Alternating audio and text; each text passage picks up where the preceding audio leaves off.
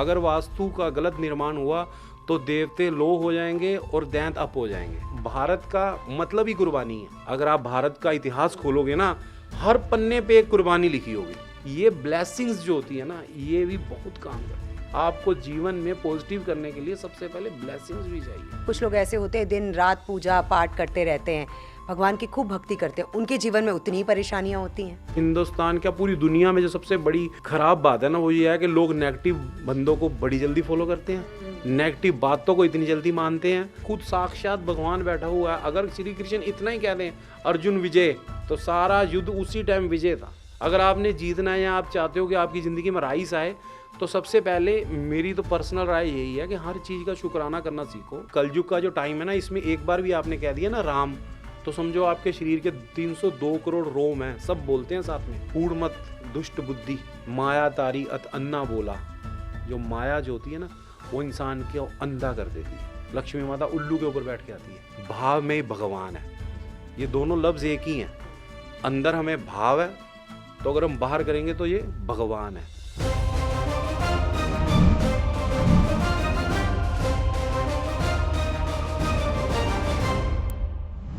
विदस में आपका स्वागत है और मैं हूं आपकी होस्ट अनु वर्मा।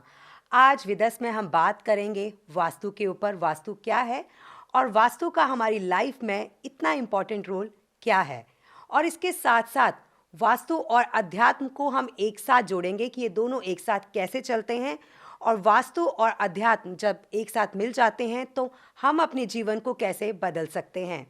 और इस बारे में जानकारी देने के लिए हमने अपने स्टूडियो में इनवाइट किया है वास्तु गुरु अमर जी को। तो चलिए सबसे पहले स्वागत करते हैं उनका। आपका बहुत बहुत स्वागत है। नमस्ते जी, हेलो, नमस्ते, सत श्री अकाल, आदाब। मेरा नाम अमर है, मुझे लोग प्यार से वास्तु गुरु अमर जी कहते हैं। हम एस्ट्रोलॉजी और वास्तु को कॉम्बिनेशन करके एस्ट्रो वास्तु के सब्जेक्ट के ऊपर आज बात करेंगे। इससे हम ये देखेंगे कि एक बड़ी से बड़ी समस्या और बड़े से बड़े काम को कैसे इजी करके हम कर सकते हैं, और इसके साथ ही हम एक अच्छा इंसान बनने का भी काम करेंगे, क्योंकि एक अच्छी वाइब, पॉजिटिव वाइब से ही सारे काम स्टार्ट होते हैं। तो आज का टॉपिक हम डिस्कस करेंगे आपके साथ एस्ट्रो वास्तु के ऊपर। तो सबसे पहले आपसे मेरा सवाल यही होगा कि वास्तु क्या है? वास्तु एक्चुअली एक ऐसी चीज़ है, अगर इसको आप समझ गए, लोग आज ये बहुत बड़ा एक सब्जेक्ट है, लोग समझना चाहते हैं कि वास्तु है क्या। वैसे तो अगर पुरानी ग्रंथों में जाएं तो इसमें इसका वर्णन ये है कि एक बार देवताओं की और दैत्यों की फाइट हो रही थी, तो उसमें से ब्रह्मा जी आए, ब्रह्मा जी के अंश में से ये एक बूंद गिरी और फिर ये उसमें से एक जीव का डेवलप हुआ, उसका नाम था वास्तु। फिर उसके पीछे देवते भी भागे और दैत्य भी भागे कि ये हमारा अंश है। देवते कहते ये हमारा अंश है। तो ब्रह्मा जी ने उसको एक ऐसा वर दे दिया कि वास्तु फिर ज़मीन पर गिरा जाकर, तो जहाँ पर वो गिरा ब्रह्मा जी ने उसको एक ऐसी डायरेक्शन दे दी, ऐसा एक डाटा तैयार कर दिया, अगर कोई भी निर्माण होगा जगत में जब भी, तो अगर वास्तु पुरुष की डिटेल सही बनाकर उसका निर्माण किया जाएगा, तो जो देवते होंगे वो बेस्ट काम करेंगे, जो दैत्य होंगे वो बैठे रहेंगे। अगर वास्तु का गलत निर्माण हुआ तो देवते लो हो जाएंगे और दैत्य अप हो जाएंगे। तभी जब कई घर में कहीं पर भी वास्तु सही ढंग से नहीं बनाते तो वहाँ पर फाइट होती है, कोई काम नहीं चल रहे, हर समय कुछ ना कुछ प्रॉब्लम डेवलप ही रहती है।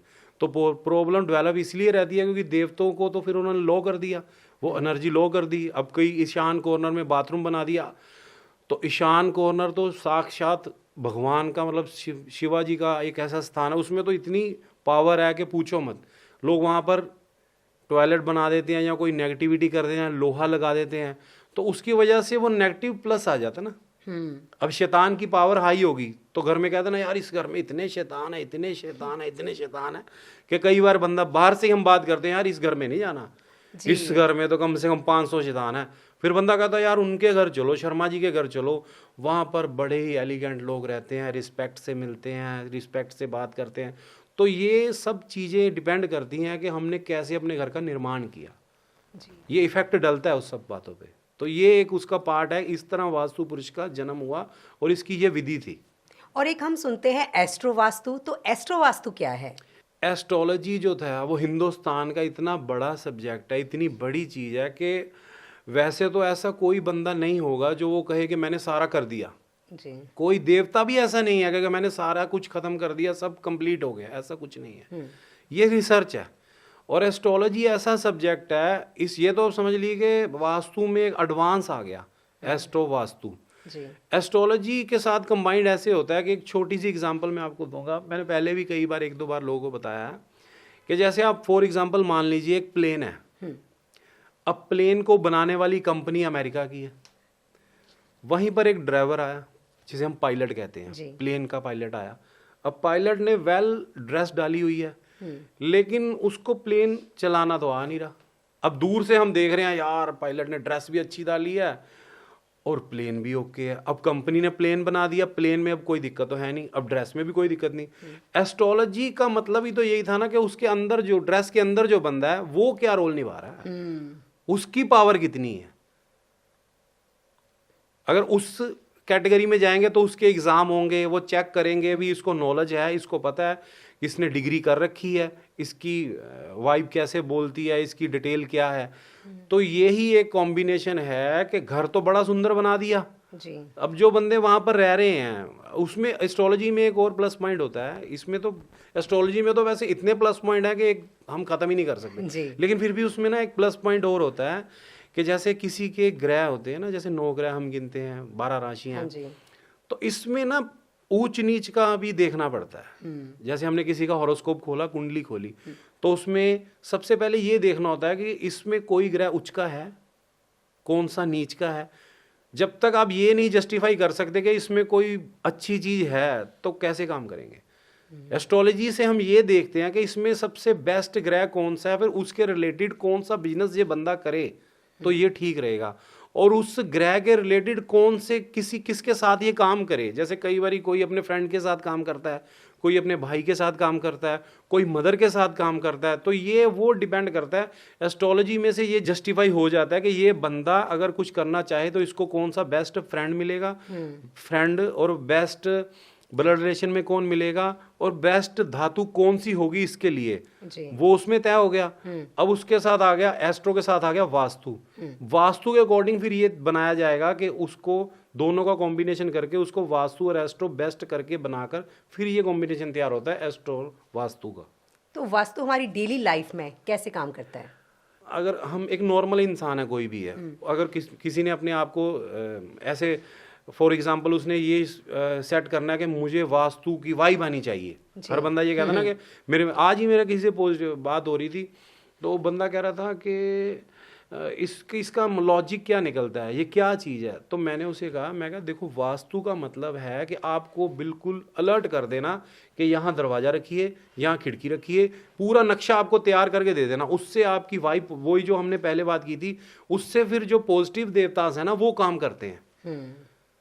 अब आप शुरू में आप देखिए दिन चढ़ता है, सबसे पहले सूरज निकलता है जी। अब जो आदमी यही नहीं समझ पाया आज तक कि हमें सबसे पहले सूर्य देवता के दर्शन हो रहे हैं, उसको यही नहीं पता कि सूर्य देवता के दर्शन मैं कर लूं फ्री में जो हो रहे हैं। तो इसके लिए सबसे पहले आपको अपनी रूटीन चेंज करनी पड़ेगी। आपको ये मानना पड़ेगा कि हर चीज में कहीं ना कहीं पॉजिटिविटी होती है, हमें ढूंढनी पड़ती है। तो वो उसमें कोई इतनी बड़ी बात नहीं लगती, लेकिन वास्तु वाला बंदा आपको ये बता सकता है कि आप ये डायरेक्शन कर लीजिए, इस तरह अपनी सेट। हाँ, उसमें यह है कि डेली रूटीन में आपको ऐसे होता है कि अब अलग अलग तरीके की नॉलेज है, अब किसी ने कैसे करना है, किसी ने कैसे करना है। अब आपका पहले तो ये देखा जाता है आप कौन सी वर्किंग कर रहे हैं। अब जैसे मान लो कोई शेयर मार्केट का बंदा है जी, उसको इसके साथ कैसे कॉम्बिनेशन। मेरे एक फ्रेंड है वो शेयर मार्केट में काम करते हैं, वो मेरे से पूछते हैं कि भैया आप प्लीज़ बताओ कितने बजे मैं शेयर खरीदूँ, कितने बजे मैं क्या करूँ। वो इंस्टेंटली पूछते हैं, जैसे अभी फ़ोन आ जाए तो आ जाए भैया एक बार देखना कि मेरा कौन सा टाइम कब कहाँ चल रहा है, तो मैं अभी शेयर खरीद सकता हूँ कि नहीं खरीद सकता हूँ, इतने मुझे अब आ रहा है कि नहीं आ। फिर हम उसकी कुंडली खोलकर और वास्तु की डिटेल बनाकर चेक करते हैं कि अगर तुम्हारा ये अभी बेस्ट टाइम चल रहा है, समझ लो कि 1:25 से लेकर 1:45 तक, और तूने अपने इस जोन में बैठकर ये काम करना है, तो ये तुझे 100% ओके करेगा जी। तो वो दोनों का कॉम्बिनेशन सेट हो गया, वास्तु में जोन भी आ गया और उसके टाइम की वो भी आ गई कि अभी उसका लाभ का टाइम। जैसे आपने कभी सुना होगा मुहूर्त होते हैं जी। कि लाभ का मुहूर्त हो गया, राहु काल हो गया, तो उसको बता दिया जाता है कि ये अभी तेरा इतना राइस टाइम चल रहा है, अगर ये तूने 10-15 मिनट सही डायरेक्शन में बैठ के यूज कर लिए तो तेरी बल्ले बल्ले। अब छोटी सी बात है ना, अब हम रेड लाइट पर हैं, जाना सीधा है, अब उल्टी लाइट पे मोड़ दो तो चलान हुई, उसी टाइम हाथ में पकड़ा दे वो पूछेगा नहीं आपसे। तो यही है वास्तु, आपको डायरेक्शन बतानी है, आपको डायरेक्शन के हिसाब से एस्ट्रो में ये बताना है कि आपका बेस्ट अभी पीरियड कौन सा चल रहा है, आपको उसकी कॉम्बिनेशन सेट करनी होती है।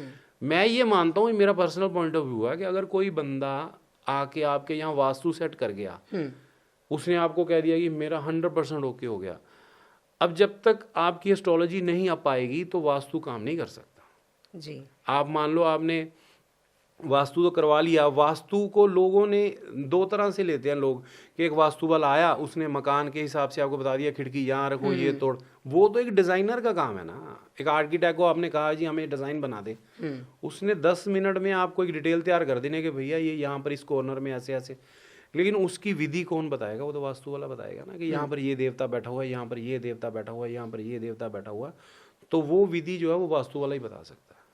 तो वास्तु और एस्ट्रोलॉजी ये दोनों साथ ही चलते हैं? बिल्कुल बिल्कुल साथ चलते हैं, क्योंकि देखो ना एक छोटी सी बात है, अब एग्जाम्पल के तौर पे जब तक किसी का बेस्ट नहीं आएगा तो बेस्ट टाइम कैसे यूज कर लेगा। किसी का अगर बेस्ट टाइम नहीं है, फॉर एग्जाम्पल मान लो हम एक रूट, यहाँ से हम गाड़ी से निकले अपनी, हमारी गाड़ी की स्पीड है 250 जी, तो हमने उस टाइम के ऊपर, यहाँ शहर में तो हम 30 तक चला सकते हैं, लेकिन हाईवे पे हमारे पास राइट होता है कि हम 120, 100, कोई लोग तो 150 तक भी चला देते हैं, कुछ तो कितनी चलाते हैं।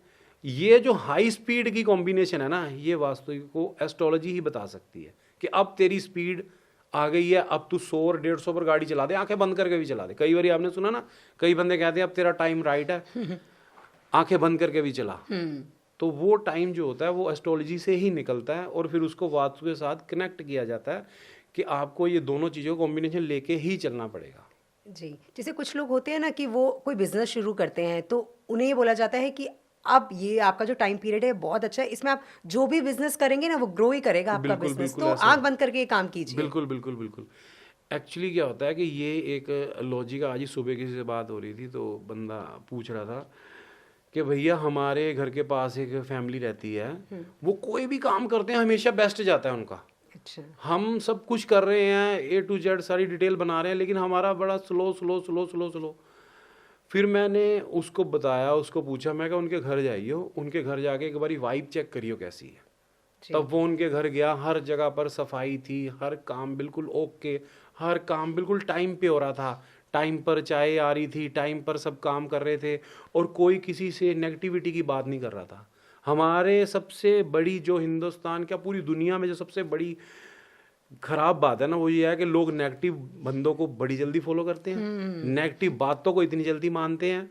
हर एक, अभी वो एक थोड़े दिन पहले बात हो रही थी, महाभारत में जब श्री कृष्ण जी अर्जुन को बताते हैं, हर चीज बता देते हैं कि ये ऐसे होगा, ये ऐसे होगा, ये ऐसे होगा, लेकिन वो साथ में ये कहते हैं कर्म तूने ही करना है, तीर तू ही चलाएगा, तीर हम नहीं चलाएंगे।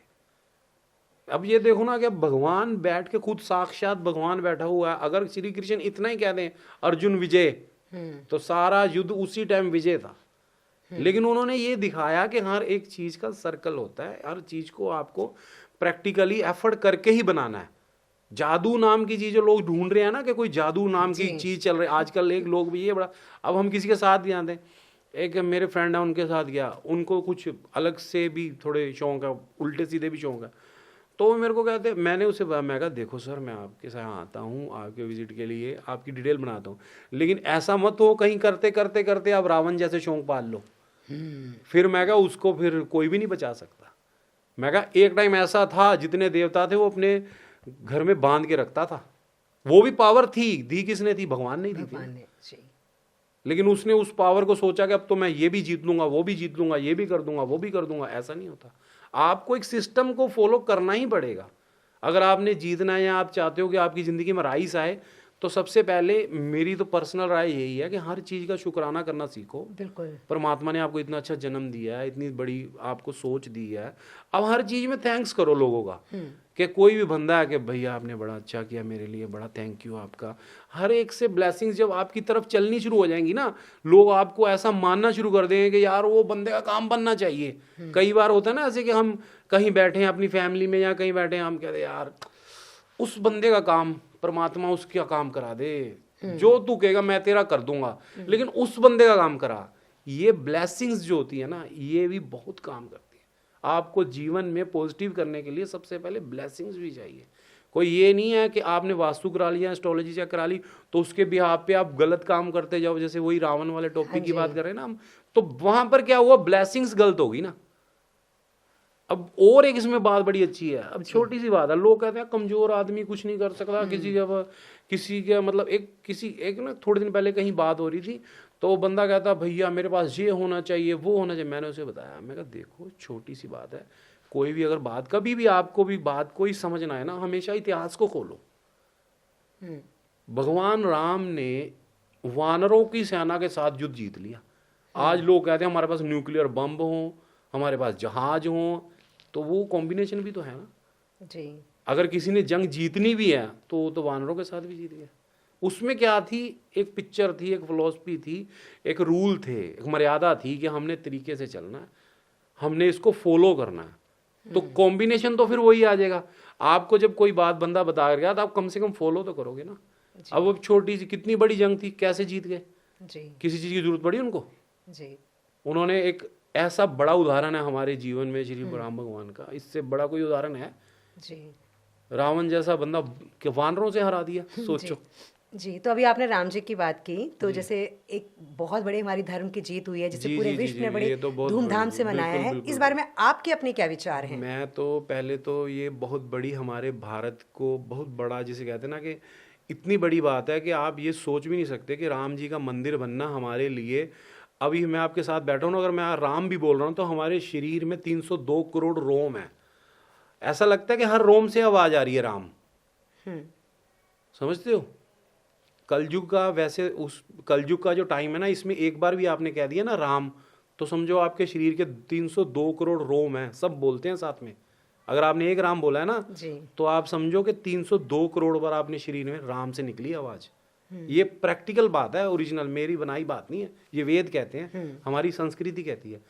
तो इतना बड़ा काम जो मोदी जी ने कर दिया, वैसे तो आपको भी हमको सारे भारत को इसकी बहुत बहुत बधाई है।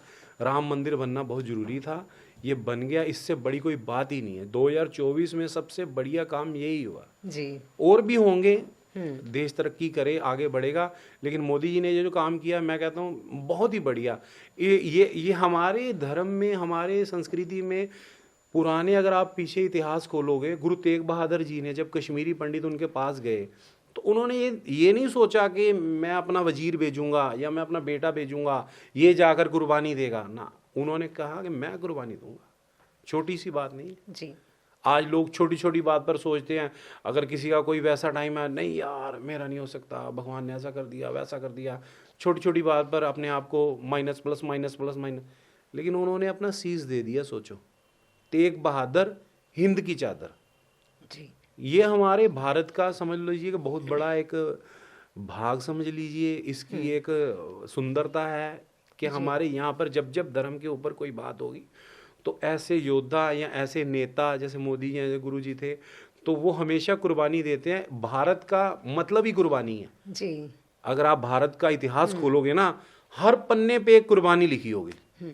ये हमारे हिंदुस्तान की बहुत बड़ी एक चीज है कि हर जगह पे कुर्बानी है, कुर्बानी के ऊपर ही भारत है। जी। इसकी जो नींव थी कुर्बानी पर ही रखी हुई है। तो ये तो बहुत बड़ी बात है और बड़ी खुशी की बात है, बनना भी बहुत जरूरी चाहिए था। इसके लिए तो हम विशेष तौर पर मोदी जी को बधाई देते हैं कि इन्होंने इतना बड़ा काम किया कि हम इसके लिए बड़े ज़्यादा खुश हैं। जी। होना भी चाहिए। बिल्कुल। हमारे लिए बहुत फख्र की बात है ये। जी। राम भगवान का नाम ही आपको मैंने बताया ना कि 302 करोड़ रोम बोलते हैं। तो अब अगर मंदिर आ गया, कितने लोग आ रहे हैं जा रहे हैं, तो उससे हमारे धर्म में भी कितनी ज़्यादा बिल्कुल डेवलप होगा ना। धर्म अगर आगे आएगा, धर्म बचेगा तो सब बचेगा। हमारे ग्रंथों में लिखा हुआ है, कहते हैं कि धर्म दया का पूत है। जो धर्म है ना, जी। वो दया का पुत्र है। हम्म, दया जब आएगी, जब धर्म आएगा तब दया आएगी। हम्म, धर्म जी आगे लाना बहुत जरूरी है। इसके साथ, अभी इसके साथ और भी बड़े बड़े अच्छे काम होंगे इस बार। ये काम के साथ और भी बहुत ऐसे काम होंगे जिनसे लोग इंस्पायर होंगे कि धर्म क्यों क्यों मानते हैं हम। अब आप आज की बात देखो, हम लोग संस्कृति को नहीं मानते, लेकिन बाहर लंदन में, अमेरिका में, बाहर विदेशों में लोग पढ़ा रहे हैं संस्कृति। जी बिल्कुल। अब एस्ट्रोलॉजी वहाँ लग गया, सब्जेक्ट लग गया। हम्म, एक लंदन में हमारे मेरे फ्रेंड हैं, वो कहते हैं यहाँ पर एस्ट्रोलॉजी को उन्होंने सब्जेक्ट बना दिया है कि इसको समझो। और यहाँ पर लोग सोचते हैं कि ये बात है, लेकिन हमारे यहाँ पर बहुत बड़ी एक बात है कि हमें ऐसी चीज़ मिली है जिसको जितना कोई बढ़ ले उतनी कम है। जी तो ये तो बहुत बड़ी बात है। राम मंदिर बना तो इसके लिए तो बहुत बड़ा एक हमारे देश में बहुत बड़ा एक ब्रिज लग गया धर्म का, बिल्कुल। जो जरूरी था, जी बिल्कुल। जिसकी हमें 500 साल बाद, आप सोच के देखो, कितना इमेजिन करो कितना बड़ा टाइम है ये। और सबसे बड़ी बात है कि हमारी पीढ़ी ने, हम लोगों ने ये सब कुछ देखा। हाँ, ये बहुत बड़ा काम है कि हमारे लोगों ने देखा और उन्होंने प्रैक्टिकली समझा। जी ये एक बहुत बड़ा आगे उदाहरण बनेगा जीवन में लोगों के लिए, और इससे बहुत ज़्यादा आगे पॉजिटिव रास्ते खुलेंगे। ये नहीं है कि ये बंद होगा, इससे बहुत सारे आगे पॉजिटिव रास्ते खुलेंगे, लोग समझेंगे। अभी क्या होता है कि हर चीज़ का टाइम के बाद पता लगता है, बिल्कुल। एकदम से हर चीज़ नहीं समझ आती। कोई बंदा, अगर आपके अब बेटा हुआ है या बच्चा हो, कोई भी हुआ, लड़की लड़का दोनों बराबर है, कोई भी हुआ, तो एकदम से उसका भविष्य तय नहीं होता। कुछ टाइम लगता है, 10 साल 5 साल 20 साल बाद पता लगता है कि ये किया इसने, उसी टाइम नहीं पता लगता। बहुत बढ़िया बात हुई है ये तो। जी, हमारी एक छोटी सी हेल्प कैसे हमारे जीवन को बदल सकती है, अगर हम किसी की एक छोटी सी मदद कर देते हैं तो? देखिए, अगर मैं तो ये समझता हूँ, किसी के पास कुछ भी नहीं है, भाव जो होता है ना, भाव अपने मन का, जिसे भाव कहते हैं, भाव में ही भगवान है। जी ये दोनों लफ्ज एक ही हैं। अंदर हमें भाव है, तो अगर हम बाहर करेंगे तो ये भगवान है। क्योंकि जैसा आपका भाव होगा ना, वैसा आपके अंदर भगवान का प्रवेश होगा। अगर किसी के पास कुछ भी नहीं, इसका महाभारत में एक बहुत बड़ा एग्जाम्पल है। जब शिशुपाल जी का आपने नाम सुना? जी बिल्कुल। जब सभा लगी हुई थी, कृष्ण जी वहां बैठे थे, सारे कौरव पांडव सब बैठे थे, तो शिशुपाल को 100 मिस्टेक माफ थी। ये आपने सुना होगा, हाँ जी, इतिहास हाँ में जी, आता है। हाँ जी। तो श्री कृष्ण जी वहां थे, तो वहां पर श्री कृष्ण जी के सामने शिशुपाल ने बहुत गलत गलत बातें करनी स्टार्ट कर दी। कभी कुछ बोला, कभी कुछ बोला, कभी अर्जुन को गुस्सा आ रहा था, कभी भीम जी को आ रहा था, कभी नकुल को, सबको गुस्सा आ रहा था अपने। लेकिन कृष्ण जी ने कहा कि इसके 100 गुना माफ हैं। जब उसने लास्ट 100 वाली गलती की, तो श्री कृष्ण जी ने चक्कर निकाला, वो चक्कर ने उसका गला काट दिया। उस टाइम उनके हाथ पे, उंगली पर थोड़ा सा जख्म आया था, तो द्रौपदी वहां थी। द्रौपदी जी ने अपनी साड़ी फाड़ कर ना वहां पर साड़ी को बांधा था उसकी उंगली पर। तो श्री कृष्ण जी ने तब कहा था कि मैं तुम्हारी एक एक जो तंद होती है ना, जो धागा होता है, हाँ जी। एक एक धागे का हिसाब दूंगा। अब यही एग्जाम्पल है कि आपके पास कुछ भी नहीं है, लेकिन कम से कम आप पॉजिटिव और अच्छे लोगों की संगत करिए। कुछ ऐसा पॉजिटिव और अच्छे लोगों के साथ जाओगे ना, तो हमेशा अच्छा ही होगा। तो उन्होंने, पांडवों में एक सबसे बेस्ट यही पार्ट होता था कि श्री कृष्ण की एंट्री, श्री कृष्ण का आना जाना, पॉजिटिविटी वहां से आती थी। तो द्रौपदी जी ने एक छोटा सा वो काम कर दिया, ये समझ लो कि वो छोटे से पूरे काम ने महाभारत का किस्सा बदल दिया। एक छोटी सी हेल्प थी वो। जी पांडव सब कुछ हार गए थे, लेकिन वो हेल्प नहीं हारी थी। ये छोटी सी हेल्प देखो, किसी की अगर आपने पॉजिटिव तरीके से हेल्प किया तो कहाँ गए वो हेल्प? नहीं हारी, सोना चांदी हीरे जवाहरात सब कुछ हार गए वो। लेकिन उम्मीद जिसे कहते हैं ना, हेल्प में भी एक उम्मीद की आवाज होती है कि हम किसी के, अब किसी को कहते हैं ना मेरी हेल्प कर दे या करा ले, उसमें एक उम्मीद होती है। उम्मीद जो थी ना, वो इतनी बड़ी बन जाती है अगर कोई अपनी विल पावर स्टार्ट कर ले ना। तो एक छोटी सी विल पावर भी देखो पूरा युद्ध का सारी पिक्चर ही चेंज कर दी। जी। और इसीलिए कहते हैं कि हमेशा कुछ ना कुछ पॉजिटिव ही करना चाहिए आपको। जितना आप पॉजिटिव रहने का प्रयत्न करेंगे, पॉजिटिव लोगों के साथ रहेंगे। अगर मान लो आज की डेट में कोई बंदा कहता है जी मेरे पास तो बुक्स ही नहीं है, मेरे पास तो कुछ है ही नहीं, मैं कैसे पढूं? आज तो इतना अच्छा साधन है, यूट्यूब पे आप खोलो, इतनी स्टोरीज हैं, इतने अच्छे अच्छे लोग उदाहरण देते हैं, पढ़ते जाओ। तो उसमें आप पॉजिटिव होगे, आप छोटी सी पॉजिटिविटी से उसने हेल्प की तो कहाँ गई, देखो पूरा युद्ध बदल गया एक छोटी सी हेल्प से। बिल्कुल ये होती है कि अगर किसी के पास कुछ भी नहीं है, कम से कम उम्मीद तो अच्छी करे। जी। कई बार ऐसा होता है कि किसी व्यक्ति से हम मिलते हैं तो उसके साथ हमें बहुत अच्छा लगता है, एक पॉजिटिव वाइब्स हमें आती है, हमें बहुत अच्छा सा फील होता है। और कुछ ऐसे होते हैं कि हमें पल भर में पता चल जाता है यार ये थोड़ा नेगेटिव है, ये थोड़ा नेगेटिव सोचता है, उससे हमारी बनती नहीं है। तो इसका मतलब ये माने कि पॉजिटिव थॉट्स और नेगेटिव थॉट्स ये दोनों काम करते हैं। बिल्कुल करते हैं काम। अब एक जंगल में आप जाओगे, वहां पर एक जानवर मिलेगा जो घास खाता है, शेर है उसने मांस ही खाना है। अब दोनों एक ही जंगल में रह रहे हैं, वहीं पर पले वहीं पर बड़े हुए, लेकिन एक ने मांस ही खाना जो मर्जी हो और एक ने घास ही खानी है। जी। फितरत दोनों की सेम सेम चलती है, लेकिन ये परमात्मा की कृपा है कि जो मनुष्य शरीर है ना, इसमें एक उसने दिमाग नाम का जो सिस्टम फिट किया हुआ ना, मशीन फिट किया है, ये वो बता सकती है आपको वाइब, हमेशा आपको अंदर से आवाज आएगी। आप गलत करें सही करें कुछ भी करें, कोई भी आप काम करें, आपके अंदर से हमेशा आवाज आती है कि ये सही है, ये सही है, ये सही है। कई बार इंसान अपनी इच्छाओं के प्रति होकर या कुछ ऐसी बातों के साथ चलकर उसको सही को गलत का रूप देने की कोशिश करता रहता है, लेकिन अंदर से आवाज आती है ये सही है, ये सही है। आप कभी भी फील करके देख लो, आपको हमेशा ऐसा लगेगा, आवाज आएगी, अगर आप ईश्वर को मानते हो तो। कई बार ऐसा होता है हम किसी के घर जाते हैं, छोटा सा घर होता है लेकिन बहुत अच्छा लगता है, मन करता है उस घर में बैठें बात करें। और कई बार इतना बड़ा घर होता है, आलीशान महल जैसा बना होता है, लेकिन घुसते ही एक अजीब सी फीलिंग आती है और मन नहीं लगता है वहाँ, मतलब बेचैन सा मन होने लगता है। तो क्या ये माने कि जो एक छोटा सा घर है लेकिन साफ सफाई है, वहाँ का वास्तु अच्छा है, और एक जो बड़ा घर है जहाँ पे साफ सफाई नहीं है? महाभारत में बड़ा अच्छा उदाहरण है। श्री कृष्ण जी जब दुर्योधन से मिलने गए ना, तो उन्होंने उसमें एक पंक्ति मुझे याद आ गई, वो कहते हैं कि राजन कौन तुम्हारे आए, वो बिदर मोए मन पाए, तुमरा दूध बिदर का पानी, अमृत कर में माने। जो हमारा मन है ना, जैसा मैंने आपको बताया कि भाव जो होता है ना, वो परमात्मा का प्रतीक होता है। आपके अंदर जो है ना, वो अपने आप बाहर दिखना शुरू हो जाएगा। जब श्री कृष्ण गए, उन्होंने दुर्योधन की वजह वहां ठहरे, तो दुर्योधन बड़ा गुस्से में आ गया, हमारे महल छोड़ के सब कुछ छोड़ के ग्वाला वहां ठहरा हुआ है, ऐसे बोला वो।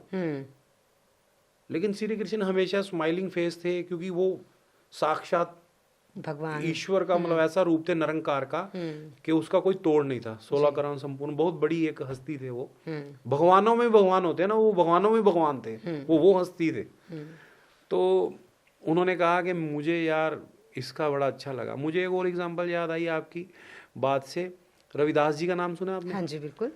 तो रविदास जी अपना वहाँ बैठकर अपना काम करते थे, वो जूता चप्पल बनाने का मोची का काम करते थे। वहाँ से एक बड़ा अच्छा वो निकलता था हमेशा, पंडित बड़ा सज धज के, सोने के कंगन वंगन डाल के, तो वो जाता था हमेशा गंगा में स्नान करके ऐसे। तो जाता जाता हमेशा उनको बोल के जाता था, अरे यार कभी चलो हमारे साथ भी तुम हरिद्वार स्नान करने। कभी इधर को कह रहा यार मैं कहाँ, मैं छोटा सा आदमी, मैं यहीं पर ही हूँ। तो एक बार ऐसे सडनली चल रही थी बात, तो एक बार उन्होंने जाकर ऐसे वो मूड में बैठे थे, भगवान से बातें कर रहे थे, तो उनका लिव लगी हुई थी, उधर से वो आ गया, पंडित आ गया, हीरे जवाहरात डाले हुए थे, जिसने अपने आप को सब कुछ समझता था। तो उसने उसको कहा कि हाँ चलना फिर। वो कहते यार मैं नहीं जा सकता, मेरी अभी प्रभु से बात चल रही। तो वो हंसने लग गया, प्रभु से बात चल रही तेरी तो वो कह रहा प्रभु से बात चलनी है, हमारी तो चलती नहीं। तो कह रहा अच्छा आप जा रहे हो ना, तो पंडित जी आप जा रहे हो, तो ये जो प्रसाद है ना, जब आप स्नान करोगे गंगा मैया को दे देना, जब वो हाथ बाहर निकालें तो उन्होंने जाकर ऐसे ही किया। उन्होंने कहा स्नान कर लिया, पंडित जी ने अपना सारा काम कर लिया। तो उन्होंने फिर बाद में उनके दिमाग में आया यार वो मुझे उन्होंने दिया था, वो प्रसाद भी देना था।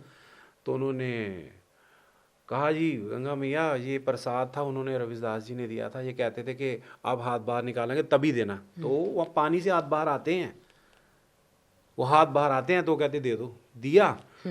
तो उस समय उन्होंने, गंगा जी ने उनको एक कंगन दे दिया कि ये जाकर आप उनको मेरा दे देना कि आपका प्रसाद चढ़ गया, मैं बड़ी प्रसन्न हूँ।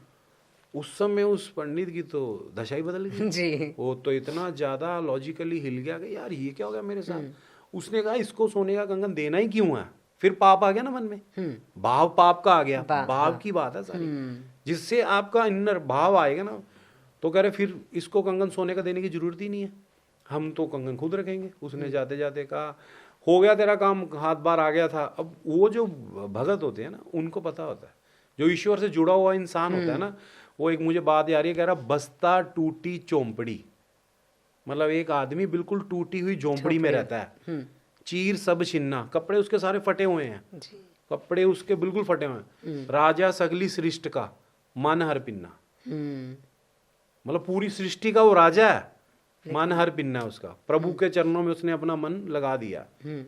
बस्ता टूटी चौंपड़ी, चीर सब छिन्ना, राजा सगली सृष्टि का मन हर पिन्ना जी। तो वो कंगन जब वो ले गया तो उसने जाकर वो कंगन रानी को गिफ्ट कर दिया दरबार में। तो रानी ने कहा ये कंगन बड़ा अच्छा है, इसका दूसरा भी मुझे चाहिए। अच्छा, वहां पर चक्कर पड़ गया, वो घबरा गया, कह रहा ये तो कंगन मैं कैसे, उसको रात को नींद नहीं आई, सुबह भागा भागा फिर वहीं आ गया रविदास जी का, कह रहा जी, उसने सारी बात बताई, कह रहा ऐसे ऐसे मैं गया था तो ये मामला हो गया। तो रानी तो दूसरा कंगन मांग रही है, तो उनके पास जो पानी का लोटा होता ना, उसमें से निकाल के उन्होंने दे दिया, कह रहा ये दूसरा दे दिया। ये इंसान के अंदर की मतलब भावना की बात है। ईश्वर को आप क्या मानते हो, आप ये सोचो कि ईश्वर को समझने के लिए एक जन्म काफी नहीं होता बंदे के लिए, बहुत जन्म चाहिए, तब जाकर भगवान अपने आप को समझने देते हैं। आप इतना ही बस कलयुग के टाइम में, ये तो फिर भी बड़ी अच्छी बात है कि ये कलयुग का टाइम है, यहाँ पर सबसे बेस्ट जो युग है ना वो कलयुग है, आपको पता। तो रविदास जी ने उनको बताया कि ये सब कुछ आपके अंदर ही है, आपको अंदर से ही सारी चीज़ें बाहर आंदी है।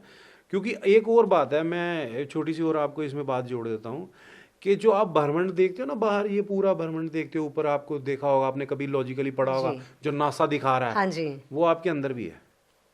एक ब्रह्मांड आपके अंदर भी है, एक बाहर है, एक अंदर है। इनकी कनेक्टिविटी कैसे होती है, साउंड से होती है। ये एक लंबा टॉपिक है, साउंड एक लंबा टॉपिक है, वो भी कभी आपसे डिस्कस करेंगे। तो इसमें फिर वो उसने बता दिया, फिर उसने पूछा, वो पंडित जी ने फिर रविदास जी ने तब उसे कहा कि मन चंगा तो कटौती में भी गंगा जी। इसका एक बार आप हमारे तमाम दर्शकों को अर्थ समझा दीजिए कि क्या है इसका पूरा अर्थ।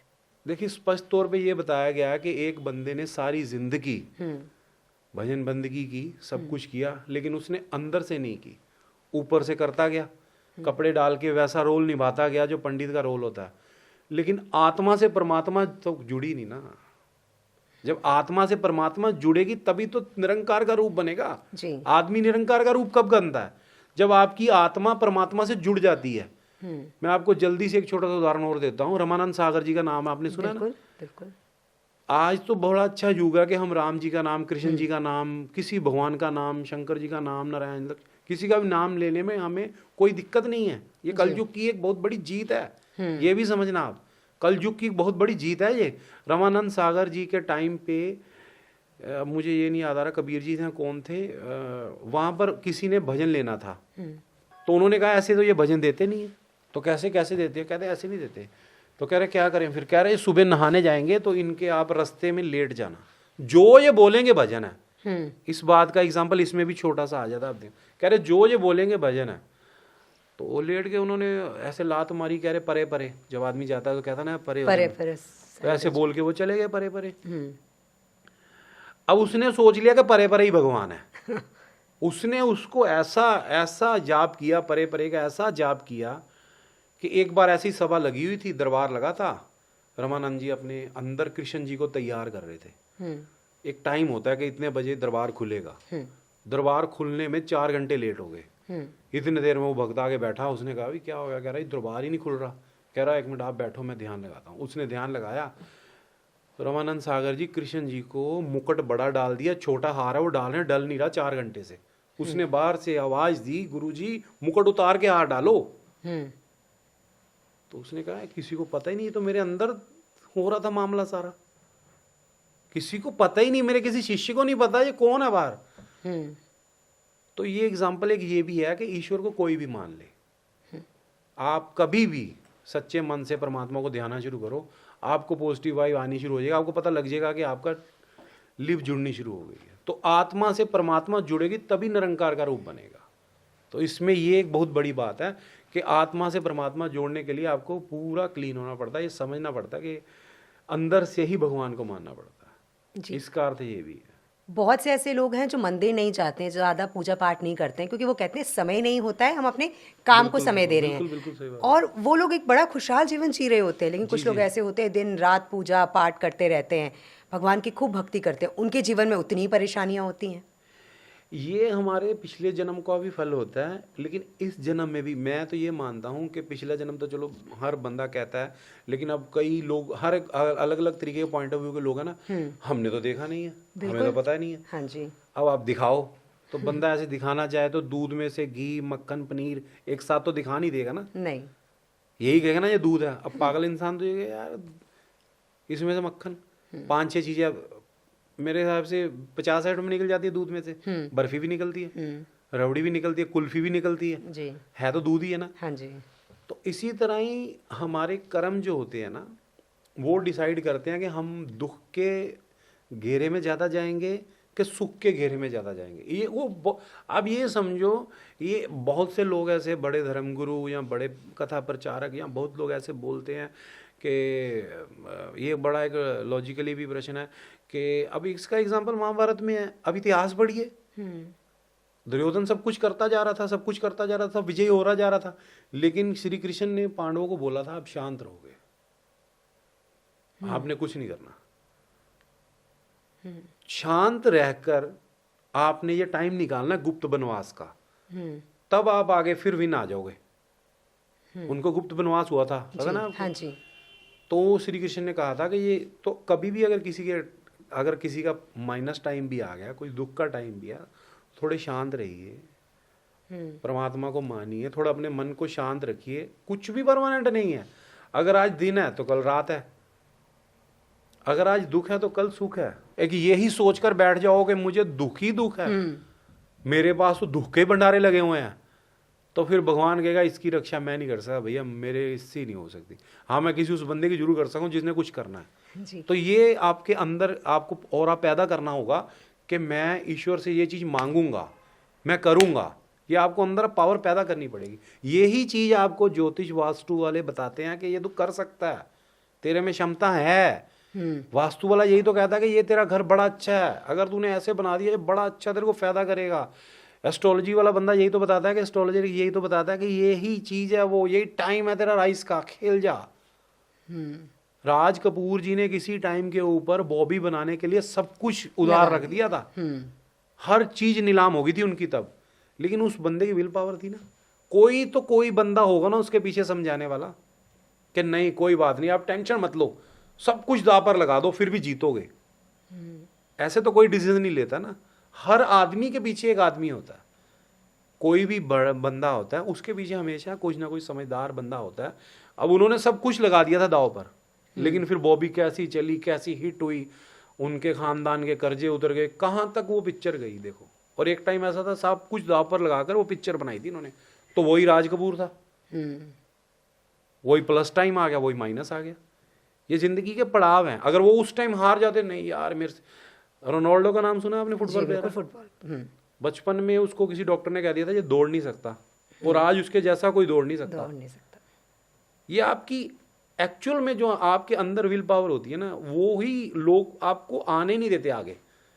उसको ही पैदा करने के लिए ये दुनिया में सब लोग काम कर रहे हैं, समझदार लोग। ये पॉजिटिविटी वाले जितने, वास्तु वाले जितने, धर्मगुरु जितने, एस्ट्रोलॉजर, इनका काम क्या है कि किसी तरह आपको ये समझ आ जाए कि आपके अंदर वो ऑरा है जो ईश्वर ने बनाया है। हाँ, ये एक पार्ट है कि एस्ट्रोलॉजी से ये तय हो जाता है कि इस इंसान को डॉक्टरी करानी चाहिए, इसको आपको लकड़ी का काम कराना चाहिए, इसको आर्किटेक्ट करानी चाहिए, इसको डिज़ाइनर। हाँ, ये पार्ट कुछ ऐसे होते हैं जो एस्ट्रोलॉजी के बिहाफ पर और वास्तु के हिसाब से सेट करे जाते हैं। कि आप एक जर्नल सी बात है, एक बंदा यहाँ पर, अब किसी ने मेरे से पूछा यार भैया किसी के पास कुछ भी नहीं है, वो कैसे अपने आप को चेंज करे, कैसे वो इतना बड़ा विन पाए। और एक बंदा ये पूछ रहा था कैसे एक गरीब आदमी अमीर बनेगा। मुझे सुबह ही किसी का फोन आया, कोई बात चली है। अब ये सोचो कि हिंदुस्तान के आज के प्रेजेंट के जो अमीर है ना, वो कोई पुश्तैनी अमीर नहीं है, 5-5 पीढ़ियों से अमीर नहीं है। अडानी सिंगल अमीर, अडानी के बारे में आप पढ़ोगे ना, वो खुद ही अभी अमीर है, उसके पीछे कोई अमीर नहीं था। अंबानी एक पीढ़ी अमीर, सिर्फ फादर, अब 2 बेटे को पिछली 10 पीढ़ियां अमीर नहीं है। लेकिन वो कहते हैं ना, एक पीढ़ी अगर मेहनत कर जाए तो बाकी पीढ़ियां तर जाती हैं, उनको इतनी मेहनत करने की जरूरत नहीं पड़ती अगर एक पीढ़ी ने एक अच्छा खासा इसमें भी स्ट्रक्चर खड़ा कर एग्जाम्पल दिया आ है। गया ना। अब ये देखो ना, एग्जाम्पल पे एग्जाम्पल आ गया। मेहनत के बाद जो प्लेटफॉर्म संभालना भी होता है, अब उसके फादर ने मेहनत की, मुकेश जी ने संभाली, अनिल जी ने खराब कर दी। गेम तो बैलेंस ही है ना। आपको पता भी नहीं है शायद अगर आप पढ़ते होंगे तो आपको नॉलेज होगी। अनिल अंबानी ने कुछ जो कंपनियां थी ना, वो ऐसे खुद ली हैं कह कर अपनी मदर से कि मुझे ये चाहिए। उन्होंने फिर कहा कि जो मांगता है दे दो इसको। ये कहते हैं कि जैसे कहते हैं, हूड़ मत दुष्ट बुद्धि माया तारी अत अन्ना बोला। जो माया जो होती है ना, वो इंसान को अंधा कर देती है। लक्ष्मी माता उल्लू के ऊपर बैठ के आती है। उल्लू रात को सवारी निकालता है। जब जब कोई भी इंसान मतलब माया के साथ अपने आप को बहुत ज़्यादा जोड़ता है ना, तो हमेशा वो अंधा हो जाता है। इसीलिए भगवान ने ये एक चैप्टर बनाया हुआ है कि लोग कुछ कहते हैं। अब मैं भी कईयों के घर में जाता हूँ, आप यकीन करो, जाना पड़ता है वास्तु के लिए। वैसे हाँ जी। किसी को बताते हैं कि यार भाई भैया आपका इतनी तारीख को इतना ऐसे होगा, इतनी तारीख को इतना ऐसे होगा। कईयों के बेटे भी बड़े काम होते। जब जब हाँ आपने एक स्टडी कर रखी है तो आप किसी को बताओगे तो लॉजिकली, अगर आप अच्छे दिल से करोगे, आप परमात्मा को साक्षी मानकर कोई काम कर रहे हो, तो वो पॉजिटिव आएगा ही आएगा। हाँ जी। तो वो कहते हैं भैया आपने बताया बिल्कुल वैसा ही हुआ करे। 100% ऐसे 100% के व्हाट्सएप है, मैं आपको दिखा सकता हूँ। लेकिन ये कोई बहुत बड़ी बात नहीं है। ये गुरु ईश्वर के घर में ये मिट्टी के भी काबिल बात नहीं है कि हम किसी को बता दिया। ये कुछ भी नहीं है। परमात्मा तो इससे बहुत आगे है। बिल्कुल। ये तो कोई बात ही नहीं है। लोग इस बात पे ही खुश हो रहे हैं। ये तो ईश्वर की मर्जी है कि उसने किसी को, हमको चुना, आपको चुना, किसको, हर बंदे को वो चुनता है कि तेरे से मैंने ये काम लेना है। उसकी मर्जी है, उसने लेना है। अब अर्जुन को श्री कृष्ण ने चुन लिया, भाई मैं तेरे साथ रहूंगा। अब उसका पिछले युग जाकर देखो, कभी आपने सुनी कथा, इन्होंने भक्ति की थी एक साथ, दोनों ने मिल मिल के भक्तियां की थी। तो ये भगवान का भी एक पार्ट है ना, उसने किसको चुनना है। किसी के पास घर बहुत छोटा है, एक ही रूम है और उसी रूम में वो रहते भी हैं और मंदिर भी है उनका। जी। और कहा जाता है कि मंदिर बिल्कुल सेपरेट होना चाहिए, जहां आप सोते हैं वहां नहीं होना चाहिए। तो क्या वास्तु के हिसाब से ये ठीक है कि जिनके पास जगह नहीं है तो वो अपने रूम में ही अपना मंदिर रख सकते हैं? कुछ लोग अपने अंदर ही भगवान को मान के बैठे हुए हैं, वो तो है ही है। हाँ जी। सच्ची बात है। कुछ लोग ये सोचते हैं कि हर चीज में भगवान है। अब आप सोचोगे कोई ऐसी चीज है जिसमें ईश्वर नहीं है? हर चीज में ईश्वर है। फिर अब होता क्या कि हमारे घर में या हमारे परंपरा के तरीके से, अब हम चर्च में जाते हैं, वहाँ जूते डाल के आराम से लोग बैठे हैं, हाँ जी। मस्ती में बैठे हैं। अगर हम मंदिर में जाएंगे या अपने हिंदुइज्म में जाएंगे तो वहाँ हम जूता लेके नहीं जा सकते। जी नहीं। अगर हम गुरुद्वारे में जाएंगे तो सर ढक के जाएंगे। पाठ आ गया ना, अलग पाठ आ गया। हाँ जी। अगर मस्जिद में जाओगे तो वहाँ कुछ है ही नहीं। अब मस्जिद में जाएंगे तो वहाँ कुछ है ही नहीं। गुरुद्वारे में गए तो बाहर से ही वो पटका दे देते हैं, सर पे रखिए। जी। मंदिर में जाओगे तो आपको जूते का होता है कि जूता डाल के बिल्कुल नहीं जाना। हाँ जी। इसी तरह ही हर एक घर में, हर एक परिवार में एक परंपरा चली आती है। अब किस तरह से वो परंपरा बनी, उनके बड़ों ने कैसे वो डिसाइड किया, ये परंपरा जो क्यों चली, वो फिर उनकी फैमिली मैटर्स भी होते हैं। हर एक का फैमिली मैटर होता है कि मैंने भगवान की यही मूर्ति लगानी। कुछ हमारे बुजुर्ग होते हैं ना, ये सामने लगा दे मूर्ति, जो मर्जी हो जाए, हाँ जी। मेरे को यही चाहिए। हाँ। तो कुछ फैमिलीज भी होती हैं कि फैमिलीज के हिसाब से आपको ये समझना पड़ता है कि हमारी परंपरा क्या है। तो वो भी एक लॉजिक होता है इसमें। अलग अलग पॉइंट ऑफ व्यू भी है ना हर बंदे की फैमिली के हिसाब से।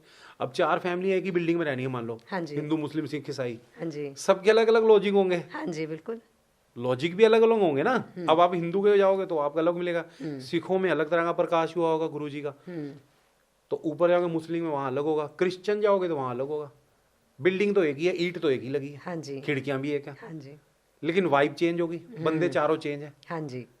तो ये परंपरा जो होती है ना, जिसे हम सिद्धांत कहते हैं, जैसे हम सनातनी धर्म को, तो ये भी एक लॉजिक होता है कि किस तरह से हमारे घर में कौन सी परंपरा, कौन सी वाइब चल रही है। ये भी लॉजिक है ना, उस हिसाब से भी है। और एक बात ये भी है कि मान लो किसी के पास कुछ भी नहीं है, कि मान लो किसी ने ऐसे सडनली वास्तु को फॉलो करना है, तो वो दिन के हिसाब से अपने कपड़े भी चेंज कर सकता है। जैसे उसने सोमवार को शंकर भगवान जी का कलर कोई डाल ले, जो उसको लगता है कि ये शंकर भगवान जी डाल दे। मंगलवार को हनुमान जी का डाल ले, रेड कलर के लाइट कोई कपड़े डालने शुरू कर दे। बुधवार को ग्रीन डाल ले, कुछ भी ग्रीन डाल ले साथ में, जैसे मैंने मफलर लिया, ये मफलर ग्रीन ले ले, थर्सडे को भगवा रंग डाल ले, फ्राइडे को वाइट डाल ले, सैटरडे को ब्लैक डाल ले। जी छोटे छोटे भी हम अगर काम करें तो उससे भी वास्तु के हमारे जो पार्ट है ना वो जुड़ते हैं। जी ये नहीं है कि बहुत बड़ा ही काम करेंगे तभी वास्तु का अट्रैक्ट होगा। आपकी एक छोटी सी कोशिश भी आपको कहाँ से कहाँ ले जाएगी। जैसे वही एग्जांपल द्रौपदी वाला, एक छोटी सी कोशिश ने पूरी महाभारत बदल दी थी। जी तो छोटी सी पॉजिटिव कोशिश हो, लेकिन हो पॉजिटिव, तो वो भी बेस्ट बन जाती है। जी इतना बड़ा भगवान ने वो सिस्टम नहीं बना रखा। भगवान इतनी बड़ी लोगों को मतलब इतने बड़े झोल में नहीं डालता। ईश्वर तो कहता है कि बस तूने मानना, मैं आ गया। जी एक बार की छोटी सी बात है, एक बार एक कोई बंदा भक्ति कर रहा था, तो शंकर जी ने नारद जी को कहा कि उसको जाके ये बोल दे कि, और साथ में नारद जी को ये भी बोला, कह रहा इसको 1 सेकंड में मैं दर्शन दूंगा, इतने टाइम नहीं लगेगा इसको मेरे दर्शन देने में, ये भी तू देख लियो। बस इसको जाके इतना बोल दे, तेरे से पूछेगा कि मेरे को प्रभु के कर दर्शन होंगे, तूने बस इतना बोल दिया कि ये जब जितने पेड़ के पत्ते हैं ना इतनी बारी टूटेंगे, इतने ही पेड़ बनेंगे, तब जाके तेरे को दर्शन होंगे। जी तो वो गया नीचे, वो बंदा भक्ति कर रहा था, उसने जाकर पूछा, तो नारद जी ने वैसे ही बोल दिया जैसा शंकर जी ने कहा था कि इस पेड़ के इतने पत्ते टूटेंगे फिर जाकर प्रभु आएंगे। इतनी देर में वो बंदा बेहोश हो गया तो प्रभु आ गए। वो फिर उसने नारद जी ने पूछा कि, कह रहा मैं तो इतना ही बड़ा खुश हूँ कि परमात्मा मेरा याद तो है आना है। इतने में उसकी गेम जुड़ गई, परमात्मा से उसका लिंक हो गया, आत्मा परमात्मा एक हो गया, निरंकार आ गया। जी तो ये आपके ऊपर भी है, आप कैसे ईश्वर को मानते हो। किसी वास्तु वाले को, किसी एस्ट्रोलॉजर को आपने किस रिस्पेक्ट में भी रखना है, ये भी होती है ना। अब एक वास्तु वाला आया, जिन्हें एस्ट्रोलॉजर आया, अब मैं कहीं गया थोड़े दिन पहले, उनका वास्तु किया, वहां पर ही एक और बड़ा वेल एजुकेटेड बंदा कह रहा भैया मुझे मतलब ये नहीं समझ आ रही, अगर आपको ये सब पढ़ा तो आप क्यों नहीं कर लेते ऐसे। तो मैंने उसे कहा, मैं कहा आप क्या पढ़ते हो। कह रहा जी मैं फिजिक्स पढ़ता हूँ, डॉक्टर हूँ। तो मैं कहा कोई केमिस्ट पर गए हो दुकान पर, दवाइयों की जो दुकान होती है। कह रहा हाँ जी जरूर गए हैं। तो मैं कहा जो इतनी दवाइयों के पास एक बंदा खड़ा होता है तो वो अपने मन से क्यों नहीं देता जाता दवाइयाँ ले लो जी, पर्ची देख के क्यों दे रहा। वो ऐसे भी दे ही सकता है, ये ले तू सैराडोन खा ले, तू डिस्प्रिन खा ले, तू वोवरन खा ले, ऐसा भी तो कर सकते हैं। तो मैं कहा ये जो एस्ट्रोलॉजी है ना, या ये चीज़ें हैं, इनका भी एक कैलकुलेशन है, ये आपके डाटे के ऊपर ही बनती है। आपका होरोस्कोप क्या कहता है क्या नहीं कहता, कुछ भी मैं कहा ऐसा नहीं होता है, सब चीज़ें कैलकुलेशन के ऊपर आधारित है। जी, तो एक छोटी सी कोशिश हमारी भी रही है विदेश के द्वारा हम लोगों को वास्तु और अध्यात्म से जोड़ सकें, और वाकई इसमें आपने हमारा पूरा साथ दिया है। आप स्टूडियो में आए, आपका बहुत बहुत शुक्रिया। नमस्कार। नमस्कार, ये आपने मुझे बुलाया, मुझे बड़ा अच्छा लगा, क्योंकि वास्तु एस्ट्रोलॉजी लास्ट में तो ईश्वर का ही रूप है ना जी, है तो ये ब्रह्मा जी का ही है। तो इसलिए दोनों चीज़ों से मिलकर हमें एक इंसान भी अच्छा बनना बहुत ज़रूरी है। तो मुझे लगा कि हमने आपसे साथ जो भी टाइम निकाला बड़ा अच्छा निकाला, और आगे भी ऐसे ऐसे आपसे टॉपिक डिस्कस करते रहेंगे। बहुत बहुत शुक्रिया जी, धन्यवाद। Thank you. Welcome ji.